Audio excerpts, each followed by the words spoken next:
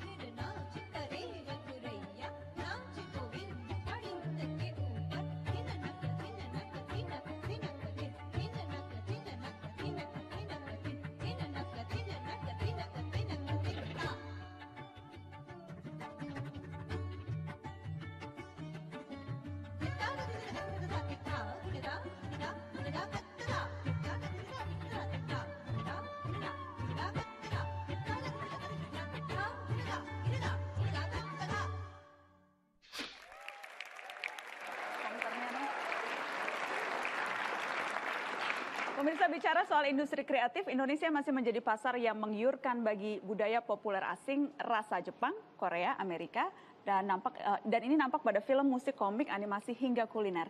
Layar kaca belakangan ini juga semarak dengan tarian dan pesona India.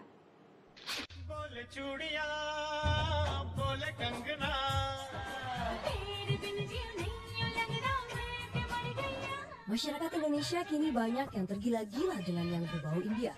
Sebenarnya sudah sejak lama India menghiasi layar kaca kita dengan filmnya yang begitu menghibur dengan disisipkan tarian dan nyanyiannya. Namun sekarang ada yang lebih spesial. Masyarakat Indonesia dimanjakan dengan artis India yang didatangkan langsung dari sana untuk menghibur layar kaca kita. Selain karena tarian dan nyanyiannya, artis India kerap kali digandrungi oleh masyarakat Indonesia karena rupanya yang menawan. Banyak artis India yang kini bahkan tinggal di Indonesia dan juga mempelajari bahasa Indonesia. Jugi jagi ju, kereta berangkat. Jugi jagi ju, hatiku gembira. Sakitnya tuh di sini, pas kena hatiku. Sakitnya tuh di sini, kau menduakan aku.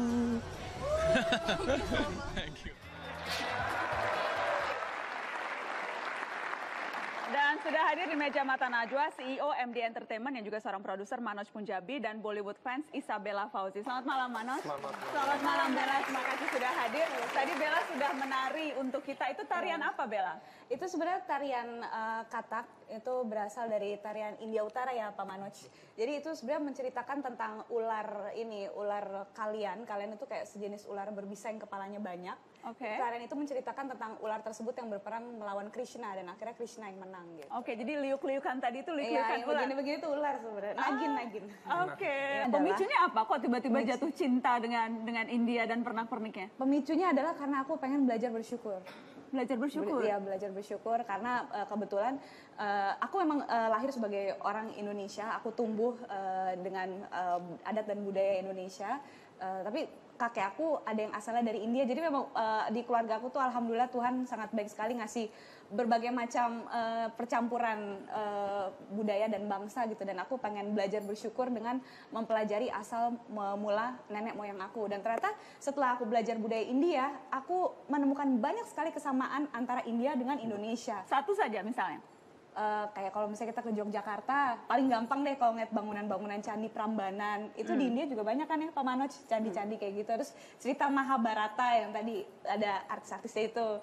Sebenarnya di Indonesia sendiri juga masyarakatnya sudah sangat dekat dengan Mahabharata gitu. Belum lagi bahasa-bahasa Indonesia dengan Hindi sendiri juga memiliki banyak sekali persamaan. Kayak kursi, mereka juga bilang kursi. Bumi, mereka bilang bumi. Manusia, manusia gitu. Jadi kayak sebenarnya persamaan-persamaan itu yang membuat aku justru lebih bersyukur menjadi orang Indonesia. Saya mau ke Pak Manoj. Yang jelas belakangan ini tambah. Walaupun sejak dulu kita lihat film, musik, layar lebar maupun kemudian di televisi itu masuk budaya-budaya dan pop India sejak dulu. Tetapi sekarang tambah lama tambah kencang. Apa kira-kira faktornya? Faktornya saya lihat pertama-tama budaya kita mirip, ya itu kesamaan itu jadi kita sangat dekat, kita bisa relate ke film Bollywood, ya apalagi sensasi Mahabharata di sini yang luar biasa, dan kita juga punya budaya kita itu kemiripan itu yang bikin orang merasa oh saya bisa relate to it, dan interestingnya cara mereka bikin itu mereka tahu komersial. Mereka kalau buat sesuatu selalu larger than life. Sesuatu dibesar-besarin. Caranya packaging mereka sangat menarik. Dengan tariannya, nyanyinya.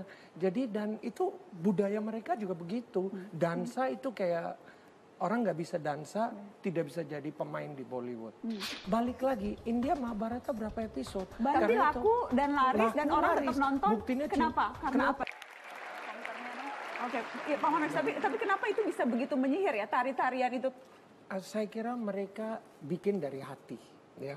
Mereka tahu itu udah jadi jiwa mereka dansa, ya. Dansa udah jadi jiwa tapi mereka. Tapi itu tidak dengan di Indonesia kan tidak seperti itu, tapi tetap saja orang Indonesia senang sekali. Karena packagingnya sangat menarik, Packaging mereka jago sekali, dan itu yang saya bilang kemiripan. Mereka bisa relate, ya. Karena itu dangdut juga sangat famous di sini. Jadi dan mereka bikinnya high end. Jadi Shah Rukh Khan juga dansa. Ini dansa dan di film lebih lama mereka syuting adegan dansa, tarian, nyanyi daripada syuting film. Daripada syuting film karena itu bagian komponen terbesar dari film India ya. Mereka jual teaser mereka, trailer mereka dari musik dulu. Lagunya apa? Dari lagu itu opening box office film tergantung sangat dari lagu. Akhirnya filmnya harus punya mutu yang luar biasa untuk jadi sukses. Tapi lagu itu kadang bisa sangat membantu film. Dan apakah misalnya lagu dan tarian itu juga yang membuat Bella suka dengan produk-produk film atau produk-produk sinetron dari India gitu misalnya? Iya sih. Karena lagunya? Lagu-lagunya, terus juga cerita filmnya juga banyak yang bagus sih. Kalau Mbak Najwa nonton terakhir kali ada filmnya Amir Khan yang judulnya PK. Itu even teman-teman Bella yang nggak suka Bollywood yang they used to say Bollywood ngapain sih lo nonton Bollywood, begitu mereka nonton PK mereka ngomong gila ya Bel, atau PK bagus gitu. Saya kira mulainya dari of course Kucu Cotai semua orang tahu, tapi itu di 98 terus itu yang pertama kali itu yang pertama jadi sensasi luar biasa di Indonesia, itu main di Medan sampai 170 hari. Di bioskop Empire 170 hari. 170 hari, kebetulan kita yang impor 170 hari main di Medan satu bioskop. Tiap hari full house. House full di sana, jadi penuh bioskop 170 hari dan setelah itu ada film Three Idiots yang memang diremehkan.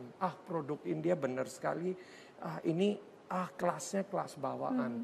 Tapi Three Idiots itu sensasi yang luar biasa. Apalagi PK sekarang. Minggu pertama saya lihat, ini ada banyak orang asing India yang nonton. Setelah minggu kedua, minggu ketiga lebih rame lagi. Jadi pasti mereka tahu cara buat konten. Kreativitas mereka sangat-sangat tinggi. Bukannya kita enggak, kita juga sangat tinggi. Kita punya 250 juta penduduk dan cuman di sana sekolah mereka, kita punya 5 penulis skenario, mereka bisa punya 100. Rasionya segitu jauh. Jadi itu orang-orang kreatif kalau membuat lagu, membuat cerita itu di package it, digabungkan jadi sesuatu packaging yang sangat menarik. Itu yang kemudian menjadi daya tarik. Itu yang Sihirnya jadi ada daya di situ. tarik. Bella juga sampai menulis buku ya. Judulnya Me and My Bolly Hobby. Yes. Sampai menulis buku. Jadi apa? Bukunya itu ceritanya tentang apa? Bukunya itu tentang cerita keseruan Bella dan pengalaman-pengalaman unik Bella semenjak Bella memutuskan untuk gue pengen belajar lebih jauh nih tentang budaya India. Pasti aku tahu nih at the moment gue mutusin gue pengen lebih tahu tentang budaya India, pasti akan banyak pengalaman-pengalaman unik yang kayaknya sayang gitu untuk aku keep sendiri, dan itu semuanya aku tuangin ke dalam buku itu. Karena kan biasanya kalau kayak anak-anak sumuran Bella pasti biasanya generally gitu sukanya kan kalau nggak musik-musik barat, K-pop, jarang ada yang suka Bollywood gitu kan. Maksudnya kayak, Bella are you serious? You suka Bollywood gitu? Ada, maksudnya aku pun juga sendiri aku masih ngedengerin kok kayak musik dari Inggris, Amerika, K-pop juga aku dengerin. Musik Indonesia? Indonesia juga dengerin dong gitu. Apalagi budaya Indonesia karena memang aku pecinta budaya, meskipun aku memang bukan budayawan gitu, tapi aku pecinta budaya. Itu yang menjadi motivasi terbesarku gitu. Makanya itu semua aku tuangin semua keunikannya di dalam buku aku Me and My Bolly Hobby, di mana aku ketemu teman-teman yang ternyata juga punya hobi yang sama. motivasi. Iya, jadi mereka kalau misalnya nggak rata-rata menikah dengan orang India juga ada, mereka WNI tapi ada keturunan India. Kalau saya kebetulan kakek buyut saya, jadi kakeknya ibu saya tuh dari India emang. Dari India. Gitu. Oke. Seberapa jauh kemudian saya tahu MD Entertainment kan banyak memproduksi sinetron begitu, terutama di televisi. Anda memproduksi film juga, tapi core utamanya di sinetron. Seberapa banyak kemudian itu Anda mendapat inspirasi, terpengaruh dari budaya dari India, dari Bollywood misalnya? Mungkin gini ya. Pendekatannya tetap saya selalu ambil formula kita. Kita ambil budaya kita. Elemen yang orang kita bisa relate to it pasti, tapi formula dari mereka. How to tell the story-nya.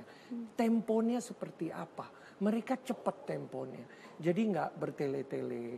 Hal-hal begitu. Tapi sinetron kita kadang bertele-tele. Ya, itu memang banyak. Karena itu kita selalu banyak.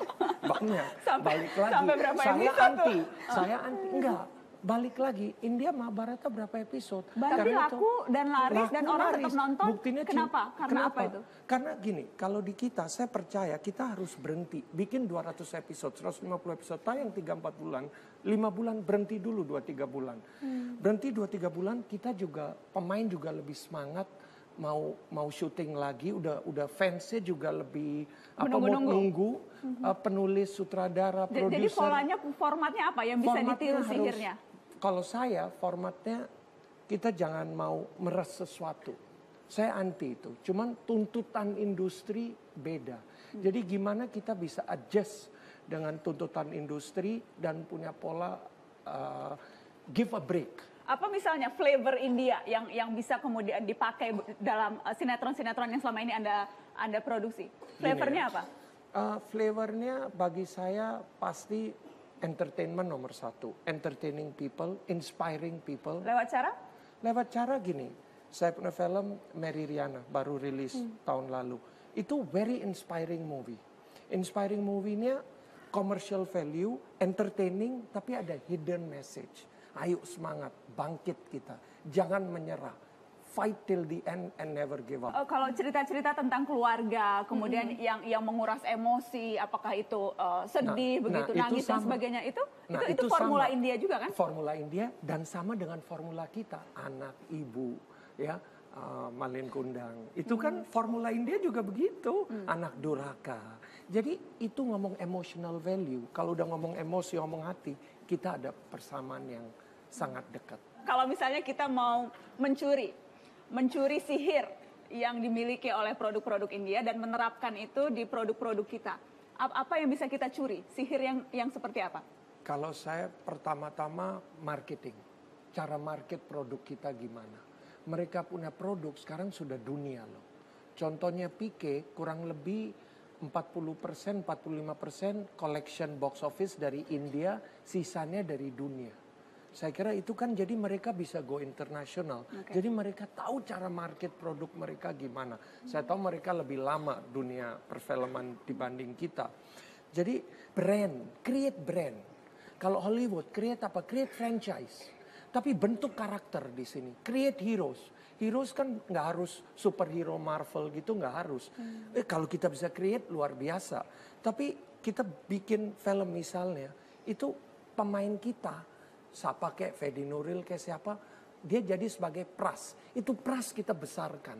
Nanti Pras itu jadi hero kita, jadi idol kita, jadi ikon kita. Sekali kita udah punya ikon, udah punya idol, wow, mereka udah jadi fans kita.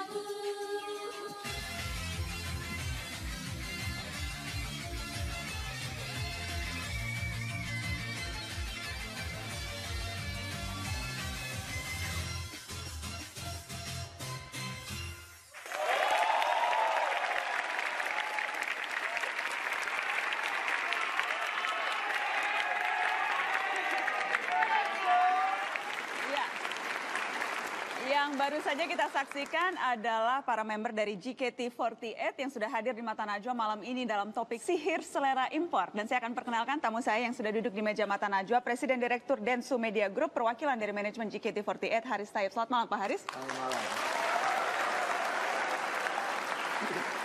Terima kasih sudah hadir di Mata Najwa.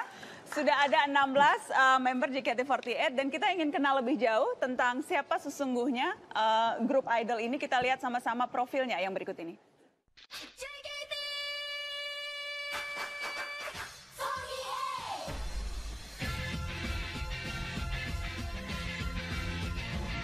JKT48, grup idol satu-satunya di Indonesia yang dibentuk tahun 2011 ini merupakan adopsi dari AKB48. Grup idola asal Jepang yang telah dibentuk sejak tahun 2005. Saat ini, JKT48 memiliki anggota sebanyak 64 orang dengan usia rata-rata 15-23 tahun yang terbagi dari tim J, K, dan T. Malam ini saya akan menyaksikan aksi panggung dari JKT48 yang katanya bisa ditemui oleh fansnya setiap hari atau idol you can meet every day. Seperti apa sih penampilan JKT48? Yuk kita lihat sama-sama.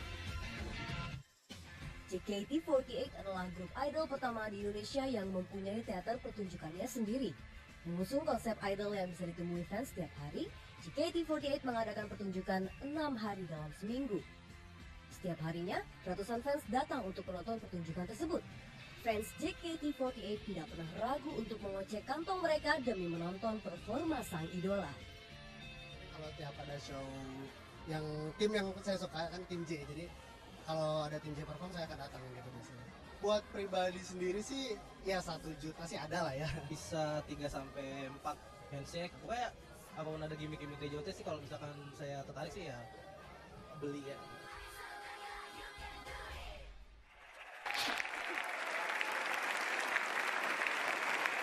Jadi Pak Haris, mereka adalah sister group dari AKB48.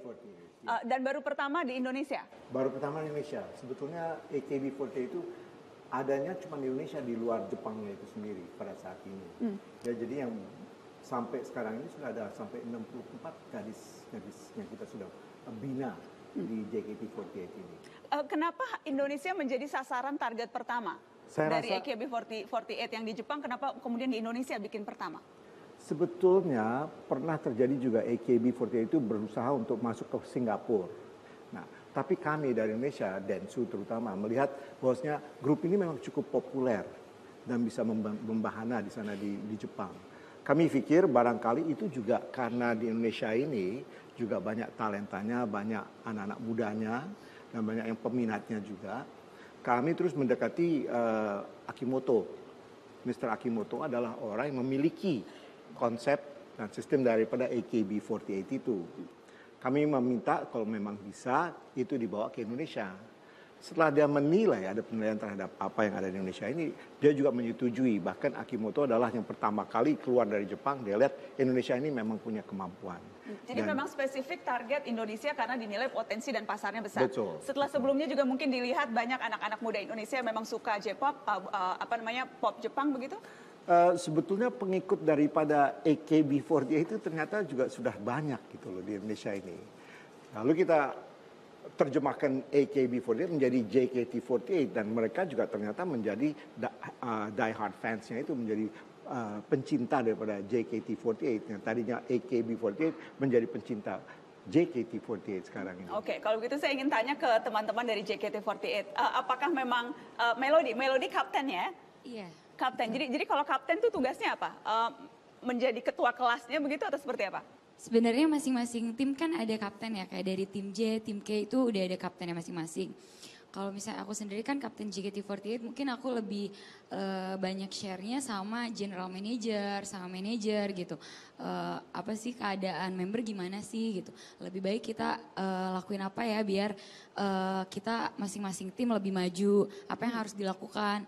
Terus Melody sejak kapan nih bergabung jadi member di Akademi JKT48 ini? Dari generasi 1, Generasi dari tahun 2011 pertama kali dibentuk JKT48. Dan waktu itu awal pertama Melody mau gabung tuh tujuannya apa?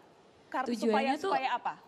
Apa ya, aku kan orangnya kayak pengen jadi yang multi talent person gitu. Jadi pengen segala tuh dipelajari gitu, pengen mencari pengalaman baru dan pas awal masuk JKT kan belum tahu gitu ya. Sebelumnya JKT48 itu tahu apa? Apa JKT48 sebelumnya sudah pernah tahu, sudah pernah dengar AKB48-nya?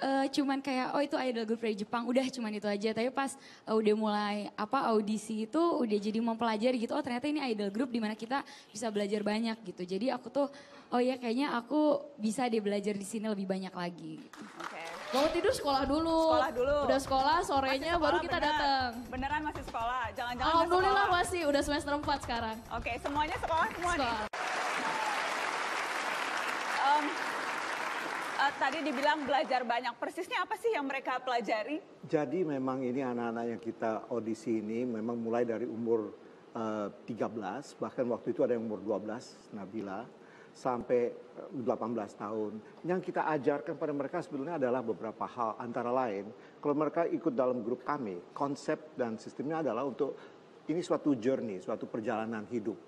Supaya mereka itu membentuk karakter mereka, character building. Diajari mengenai disiplin, diajari mengenai percaya diri, berani tampil, jujur, dan lain sebagainya. Ini sebenarnya membentuk manusianya juga gitu loh. Jadi apa yang diajarkan itu adalah hal-hal untuk nantinya mereka bisa mencapai, seperti tadi Melody mengatakan, mimpi saya itu supaya bisa multi talenta.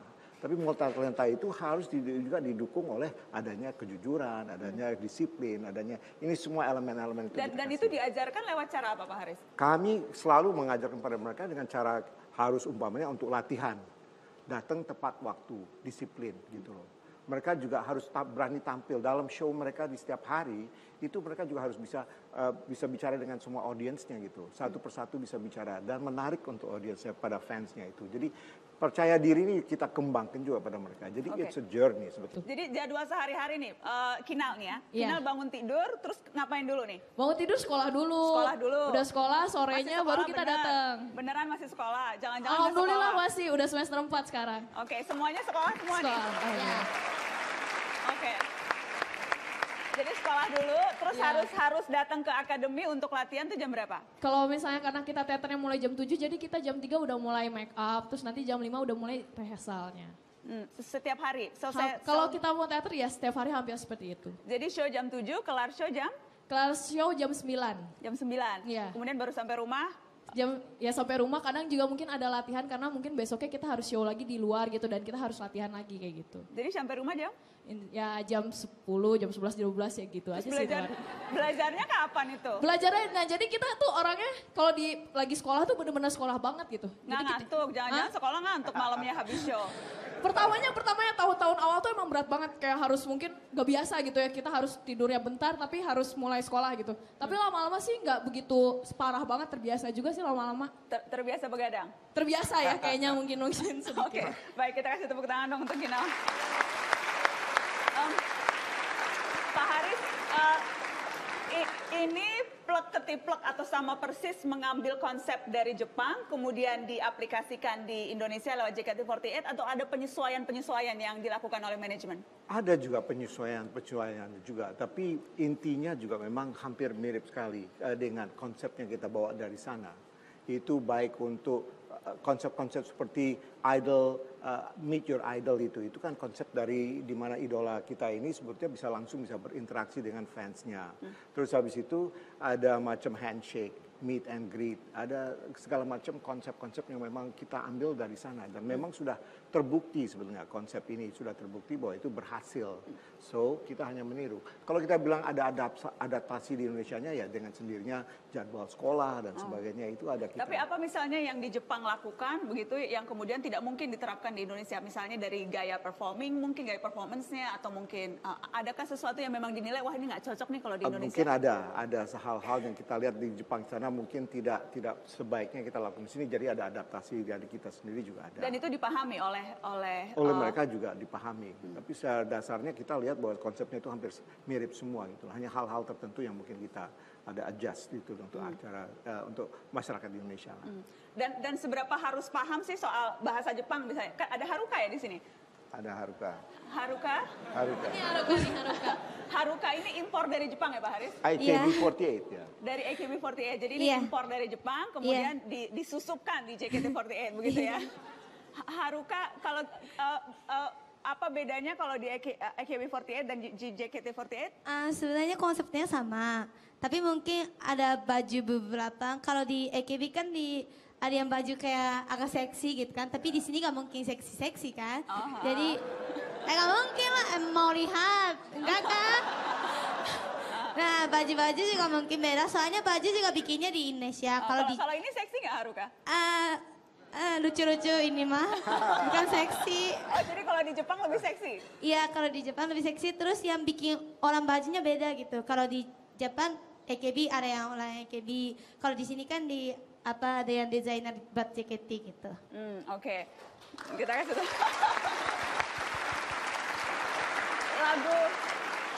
lagu-lagunya saya mau tanya. Kayak tadi misalnya itu lagunya Pareo adalah Emerald.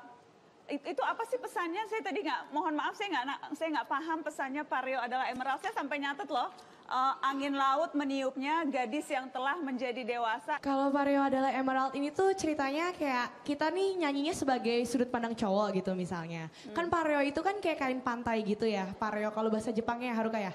Yes. Pareo tuh kain pantai. Terus Emerald itu kan kayak warna-warna mutiara batu-batu laut gitu. Jadi kayak misalnya si cowok ini tuh udah kenal lama sama si ceweknya gitu. Tapi si cowoknya awalnya kayak biasa aja gitu sama ceweknya, kayaknya ya udahlah biasa aja, tapi tiba-tiba suatu saat si ceweknya ini di pantai kayak pakai si kain pantai pareonya ini sendiri. Jadi kayak loh kok pas dia pakai pareo tiba-tiba jadi kayak dewasa ya, jadi cantik kok, jadi tiba-tiba jadi suka ya, padahal tadi biasa aja. Gitu.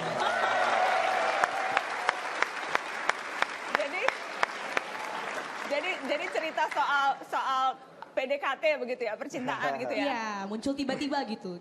Oke. Angin laut yang meniupnya tuh meniup kain pareonya? Iya. Oke. Saya mau ke Pak Haris. Pak Haris, yang juga menarik adalah bagaimana kita lihat tadi pada saat JKT48 tampil, para fansnya ini mengikuti begitu, dengan sangat semangat, melakukan chan-chan dan sebagainya. Seperti apa sih interaksi yang memang dibangun antara member dan juga para fans? Ya, kedekatannya itu sudah ada sebetulnya. Mereka ini kalau tadi lihat, Najwa lihat, mereka itu juga sudah hafal lagu-lagunya. Saat-saat mereka harus mengadakan gerakan-gerakan seperti tadi fans yang mengatakan, mereka sudah tahu kapan masuknya dan kapan ininya. Kalau nggak salah kalau saya tidak salah malah ada bukunya barangkali itu yang untuk cara mereka untuk berinteraksi gitu. Tapi yang penting ini kedekatan mereka itu yang sekarang ini seperti teman walaupun mereka udah selebritis lah boleh dikatakan.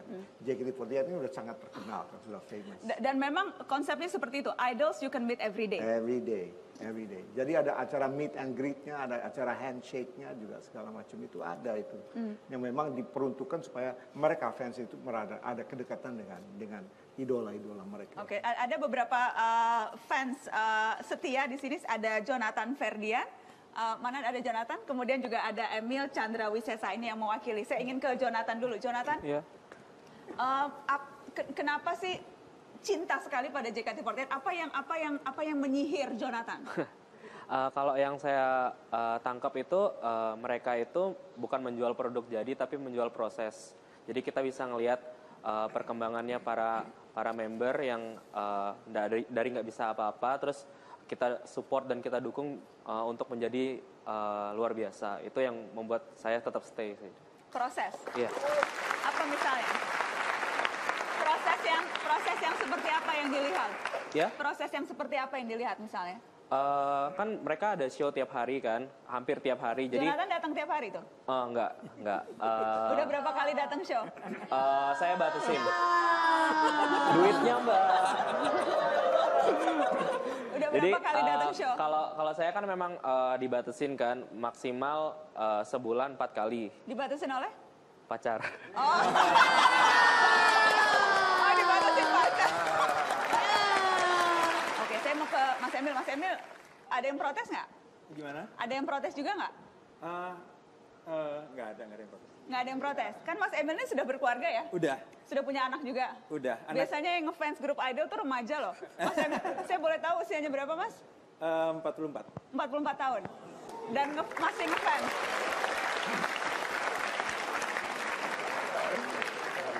Dan masih ngefans JKT48. Kenapa? Pertama saya dikasih lihat videonya oleh teman saya itu, ini saya lihat pertama biasa aja, terus lihat ini anak-anak kecil SMP gitu. Cuman dan anak-anak kecil biasa dengan dandanan yang nggak luar biasa. Tapi justru itu yang buat jadi luar biasa, karena orang-orang biasa ini berusaha untuk menjadi luar biasa. Itu saya merasakan ada agak terharu, tersentuh gitu. Kemudian jadi ingin dukung. Terus seperti kata Mas Ferdian itu, pengalaman melihat mereka dari awal nggak bisa apa-apa, sampai akhirnya mereka bisa, sampai mereka excellent, itu kepuasan spiritual tersendiri. Wow. Spiritual. Begitu ya? 44 tahun ya. Sudah 44 tahun. Tapi itu tadi. Iya, bagaimana Pak Haris, dan apa saja yang dilakukan oleh manajemen untuk memastikan fans-fans seperti Mas Emil, seperti Jonathan ini tetap loyal dan juga bermultifikasi, bertambah banyak. Apa saja sih strateginya kalau saya boleh tahu? Kalau kita lihat ini kan selalu mereka juga selain ada mereka menyanyi setiap hari kan. Mereka menyanyi setiap hari, konser setiap hari. Konser setiap hari.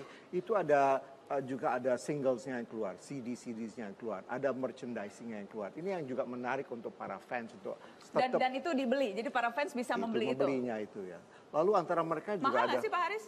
Ya relatif lah kalau menurut saya sih ya. Ada yang berani beli banyak, ada yang juga itu. Tapi saya rasa sih cukup inilah kompetitif, harga-harga sama lah di pasar. Jadi saya mau tahu sudah habis berapa banyak sih Mas Emil selama jadi fansnya JKT48 sudah berapa banyak uang Anda keluarkan untuk para member? Kalau umpamanya dihitung dari sejak saya tahun 2008 ya mungkin cukup untuk beli 1 atau 2 motor lah. Oh begitu ya, jadi puluhan juta ya. Kalau Jonathan sudah berapa banyak? Di atas 20 mungkin. Di atas 20 juta? Jadi kalau dikali ada berapa banyak Jonathan, berapa banyak Emil, lumayan juga ya Pak Haris? Lumayan. Setiap hari itu yang nonton itu bisa sampai 300. Setiap hari yang nonton bisa sampai 300. Berarti this is a very good business. It's good business, tapi kita nggak lihat dari segi bisnisnya. Kita lihat bahwasanya ini memang idols ini yang ini kan kita sudah sekarang masuk ke generasi keempat nih, Najwa, generasi keempat. Dan ini lagi-lagi ini adalah anak-anak yang mau ikut karena mereka lihat bahwasanya itu tadi.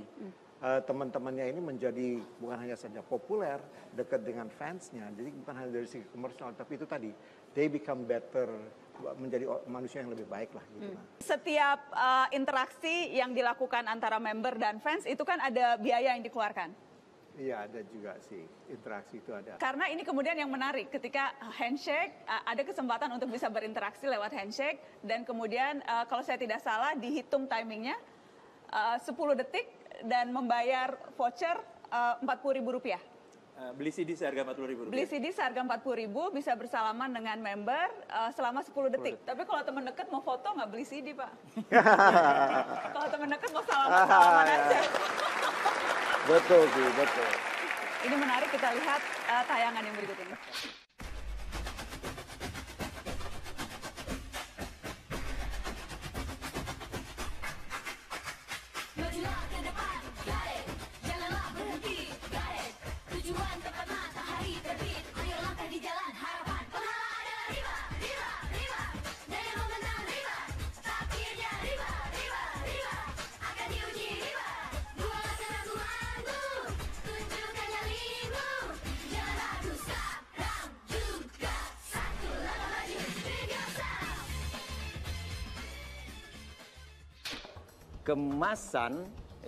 Kemasan bagi sebuah kreativitas yang senang atau sedap dipandang dan sedap dilihat.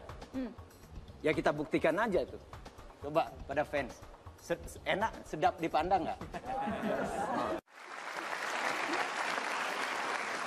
Saya ingin minta ada Mas Yusuf Handi, ada pakar marketing. Selamat malam, terima kasih sudah hadir. Bagaimana sih Anda menggambarkan strategi marketing yang dilakukan oleh manajemen JKT48 dengan berbagai pernak-pernik interaksinya tadi?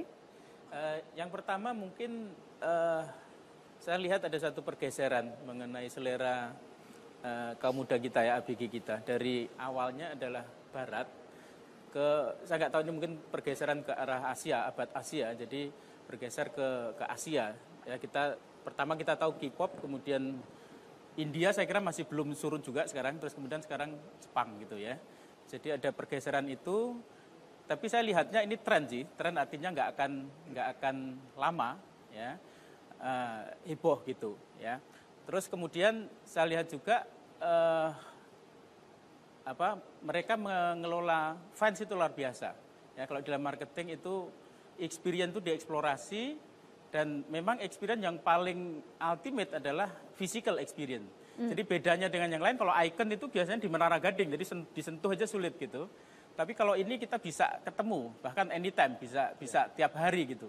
Nah itu yang menimbulkan satu experience yang luar biasa di kalangan para fans ini. Ya. Jadi menurut saya yang baru dari idol-idol yang lain adalah kalau American Idol misalnya atau Indonesian Idol itu justru ditempatkan si idol itu di Menara Gading gitu. Tapi ini coba di down to earth kan, sehingga kita menjadi kayak temen gitu dengan fansnya, sehingga experience di situ muncul. Jadi engagementnya luar biasa. Kuncinya di engagement. Ada juga pengamat budaya pop, Mas Tommy FAW. Mas Tommy, apa sih yang menurut Anda apa yang terjadi? Kenapa begitu bisa menyihir? Ada fansnya yang sangat loyal, menghabiskan puluhan juta, mau membeli CD untuk bisa bersalaman dan berinteraksi, datang setiap hari. Bagaimana menjelaskan ini? Menurut hemat saya, sebenarnya kalau kita lihat tema acara ini sihir selera impor. Sihir di sini adalah sebuah kemasan, ya, kemasan bagi sebuah kreativitas yang senang atau sedap dipandang dan sedap dilihat. Ya kita buktikan aja itu. Coba pada fans, enak, sedap dipandang nggak? Bagi saya itu menggemaskan.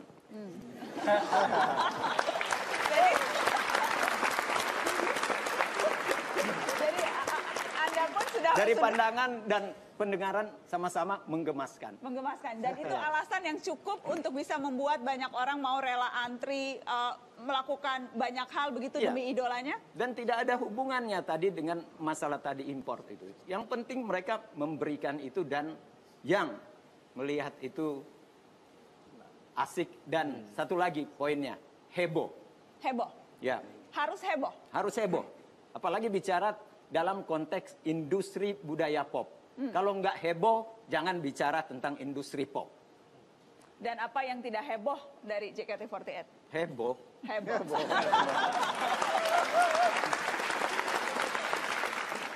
Kalau dari kacamata teman-teman member JKT48, apa sih hal tergila yang pernah dirasa, wah ini fansnya sampai rela melakukan ini? Melody? Apa ya, sampai gila tuh banyak gitu. Misalnya ada fans apalagi yang dari luar kota, mereka tuh antusiasnya juga besar juga gitu. Kita kan banyak fans juga di apa ya, kayak Jabodetabek gitu ya kan, seputaran Jakarta karena teater kita di Jakarta. Tapi di fans luar juga dia tuh berusaha gitu untuk menarik perhatian kita dengan cara kayak misalnya bikin lagu, bikin project gitu. Apalagi kan kayak misalnya member ulang tahun, pasti biasanya suka jadi TTI gitu. Minimal tuh TTI, Trend Topic Indonesia, Trend Topic Indonesia gitu. Jadi fans member juga seneng gitu dibuatin sebuah project dari fans, dibikinin lagu, terus dibikinin. Apalagi sekarang kita lagi pemilihan member single ke-10, jadi dipilihnya benar-benar dari fans dengan mendapatkan CD single ke-9 kita, Pareo adalah Emerald, fans itu dapat voting card untuk memvote OSI-nya untuk jadi OSI itu apa, Melody? OSI itu idola member favorit gitu, member favorit. Jadi untuk ngevote member favorit biar masuk ke single yang ke-10. Karena biasanya kan single itu dipilih dari manajemen, tapi kali ini tuh dipilih benar-benar dari fans. Jadi kita bisa ngeliat gitu, wah seberapa besar sih fans bisa ngedukung idolanya biar bisa berada di depan gitu. Kita harus bisa punya kualitas excellent. Tanpa itu kita tidak bisa bersaing, even di dalam negeri.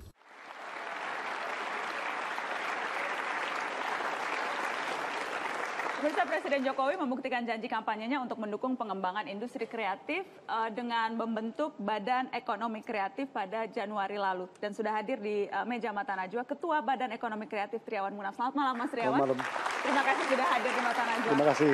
Malam ini kita bicara sihir selera impor, budaya-budaya pop yang masuk. Tadi di awal kita bicara soal J-pop, ada JKT48, kemudian juga tadi kita bicara soal budaya pop India. Saya ingin tahu, Anda melihatnya seperti apa sih serbuan budaya impor yang masuk ke negeri ini?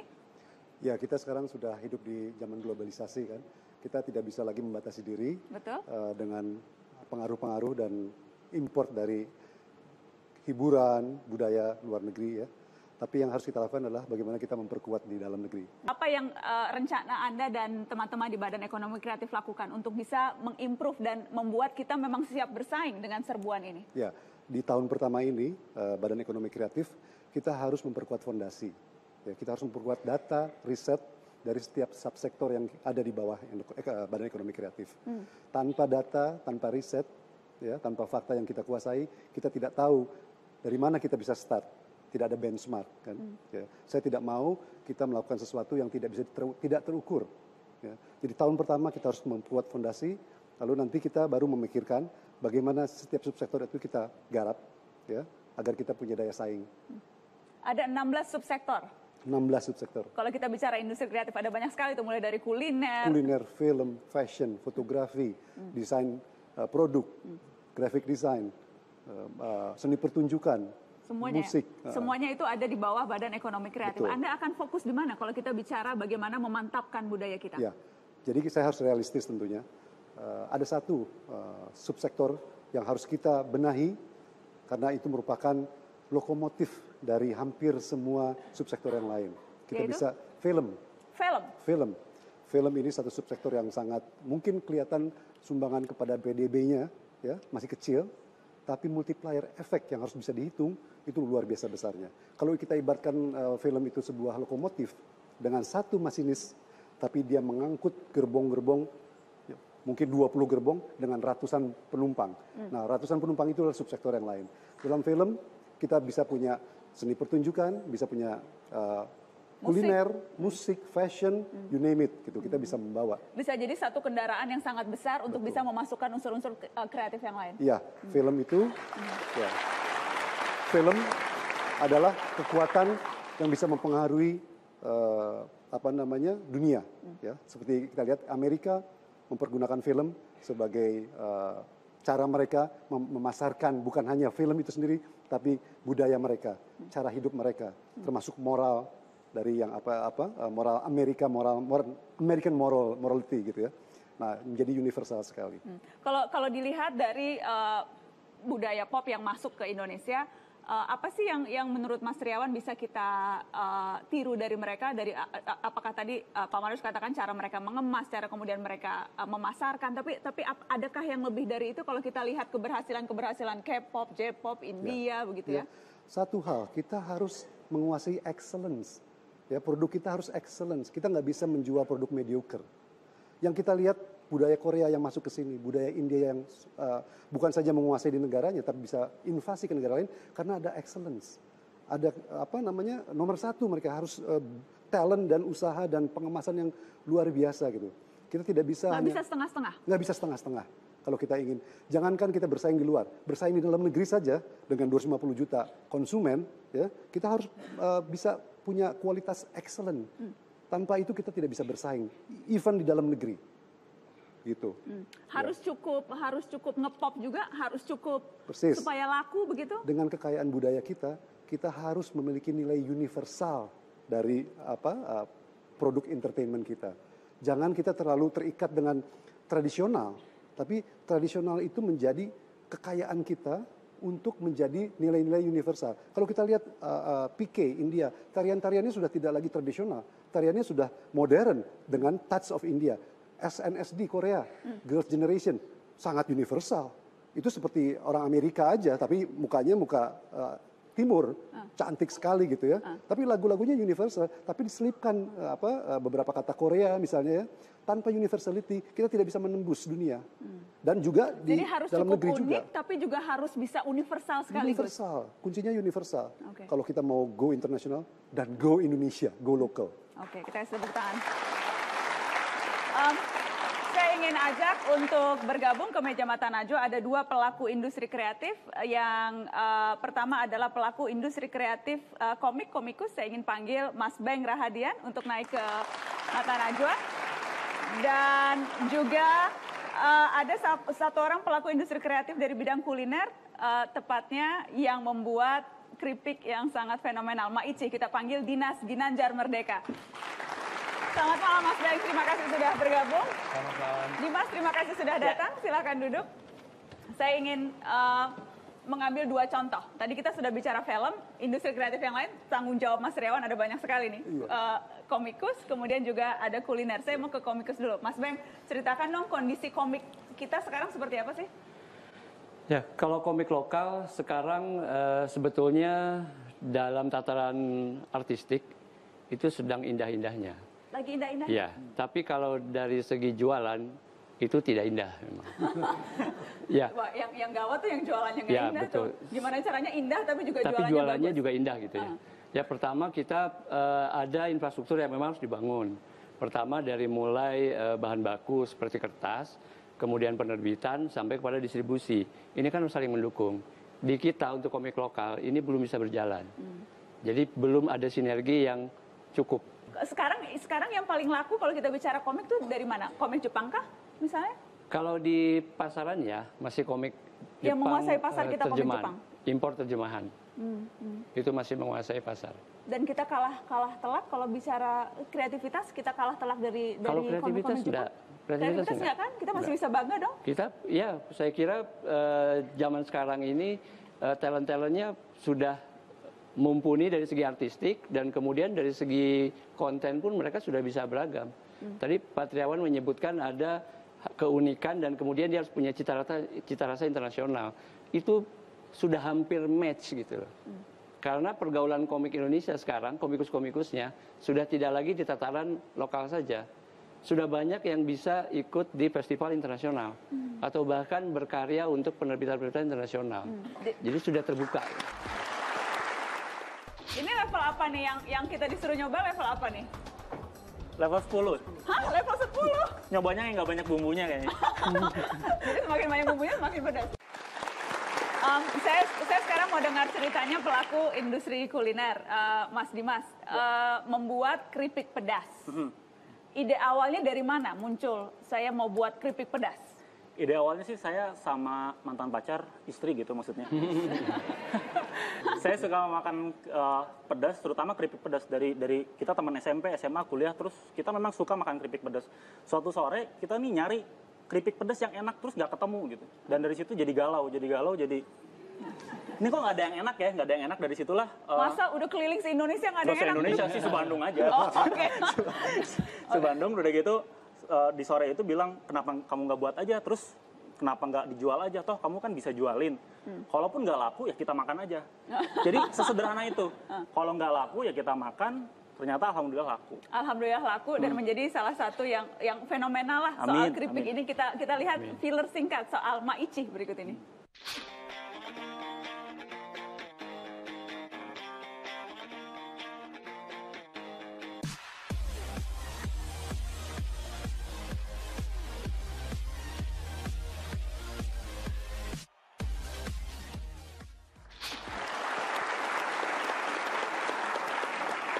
Jadi bedanya dengan keripik lain apa? Dengan keripik lain yang pasti kita ada level. Jadi teman-teman konsumen ini bisa pilih dari yang nggak pedas sama sekali sampai yang paling pedas paling pol level 10. Mungkin di keripik yang lain kayaknya nggak ditemuin. Jadi pakai level kadar kepedasan begitu ya? Betul. Ada berapa kadar nih ketika pertama kali dulu? Pertama kali dijual dulu sampai 10 level, cuman sekarang dikerucutin jadi ada 4 aja. Jadi dari mulai nggak pedas? Dari mulai nggak pedas, dari level 1 sampai level 10. Cuman sekarang yang dijual tuh cuman level 3, 5, 10, dan level 0 yang nggak pedas sama sekali. Nggak pedas sama sekali? Betul. Enak nggak sih keripiknya? Oh pasti enak. Kalau penjual pasti bilangnya enak. Betul. Gimana kalau kita buktiin? Bisa ya? Boleh, coba dong boleh. penonton studio juga boleh nggak dikasih keripik? Kita mau dong cobain keripiknya. Coba kita tes food dulu. Coba yang lain dibagi. Kita coba. Mangga. Ini level apa nih yang kita disuruh nyoba, level apa nih? Level 10. Hah? Level 10? Bismillahirrahmanirrahim. Ini level 10 seharusnya paling pedas. Harusnya paling pedas. Paling pedas, coba kita coba. Pedas nggak sih? Pada nyobain nggak? Coba ya. Yang paling kecil. Nyobanya yang nggak banyak bumbunya kayaknya. Jadi semakin banyak bumbunya semakin pedas. Iya, memang enak. Thank you. Enak nggak? Pedas nggak? Pedas. Jadi ide membuat tingkatan level itu salah satu ide marketingnya, ide untuk menjualnya atau seperti apa? Betul, ide marketing, cuman memang terinspirasinya dari teman sih sebenarnya. Di awal kita jualan tuh nggak ada level sama sekali. Cuman ketika di awal kita jualan itu ada teman yang ngerasa jadi aneh. Di teman yang satu bilang ini nggak pedes. Di teman yang lain bilang ini kepedesan. Okay. Nah, jadi dari situ kenapa nggak kita bentuk aja dari yang nggak pedes sampai pedes sampai yang pedes banget. Di situ baru terpikir jadi ada level gitu sampai level 10. Dan ini kemudian menjadi cara menjual, gimmick dari penjualan. Betul. Semakin pedas orang makin tertantang dan akhirnya pengen sampai ke tahap ya sampai level 10 pengen nyobain banget gitu. Tahan nggak dan kuat nggak gitu. Dan itu menjadi gimmick lah ya. Banyak nggak yang paling laris, yang paling pedas? Justru yang paling laris level 10 sampai hari ini. Ya? Sampai hari ini ya. Kita kasih tepuk tangan dong. Baik, bicara lebih umum. Tadi rumusan yang saya sudah dapat, harus unik tapi juga harus universal. Yes. Apalagi yang bisa kita lakukan saat ini sehingga kita tidak hanya menjadi penerima tapi juga kita menjadi pemberi. Kalau kita bicara budaya pop. Ya, kita harus memilih tadi ya, memilih budaya yang mana, subsektor yang mana yang akan kita prioritaskan. Kita beresi dulu Komik ekosistemnya. sesuatu yang menarik dan tangible untuk bisa dibuat menjadi lebih maju, teman-teman komikus? Tentu saja, tergantung dari teman-teman komikus ini, ya. Karena seperti saya sebutkan, kreativitas adalah sumur-sumur. Seperti juga hasil sumber daya alam, itu kan memerlukan sumur-sumur. Pertamina menggali sumur-sumur, ya, dan itu harus dilindungi dengan hak. Kalau semua orang bisa menggali di situ kan rusak. Harus Pertamina saja misalnya kan, atau perusahaan minyak. Nah kalau sumur-sumur kreativitas itu ada di setiap orang, tapi harus tetap dilindungi IP-nya, intellectual property-nya. Ya. Ya. Terima kasih sudah hadir di Mata Najwa, Mas Triawan. Mas Beng, terima kasih sudah hadir. Sama-sama. Kemudian juga Mas Dimas, Mas Bob panggilannya. Sukses terus dengan keripik maicinya. Amin. Ya. Dan saya dengar ada komik untuk Mata Najwa. Iya. Kita sudah bikin komik untuk Mbak Nana. Jadi salah satu tokohnya juga beliau. Oh begitu ya, menjadi tokoh. Terima kasih banyak. Ini dibuat oleh teman-teman siapa? Ini dari Akademi Samali. Akademi Samali. Pembuatnya layarnya mana di sini? Pembuatnya namanya Thomas Sujakto. Ini ceritanya tentang seperti judul episode Mata Najwa ini, Sihir Selera Impor.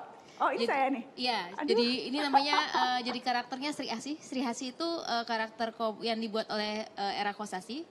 Ya, ini karakternya. Jadi mereka lebih asik dengan selfie dengan mungkin JKT48, JKT48, sorry. Terus kalau UUD 45 JKT48.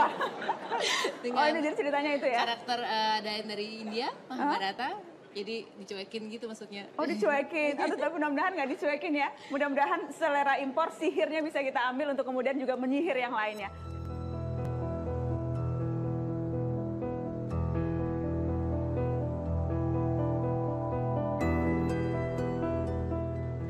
Budaya pop melaju tak kenal permisi, larut bersama arus utama globalisasi. Indonesia punya 1/4 miliar manusia, lebih banyak terpengaruh geliat dunia.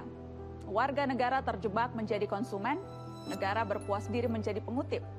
Padahal seni dan budaya kita tak kalah magis, jangan sampai tenggelam dengan tragis. Di dalam budaya pop ada kelihayan meracik kemasan serta keunggulan dalam pemasaran. Indonesia seharusnya punya tawaran jelas, mengemas hasanah dan adiluhung identitas. 250 juta warga berhak berbangga, menjadi pemberi daripada hanya penerima. Please call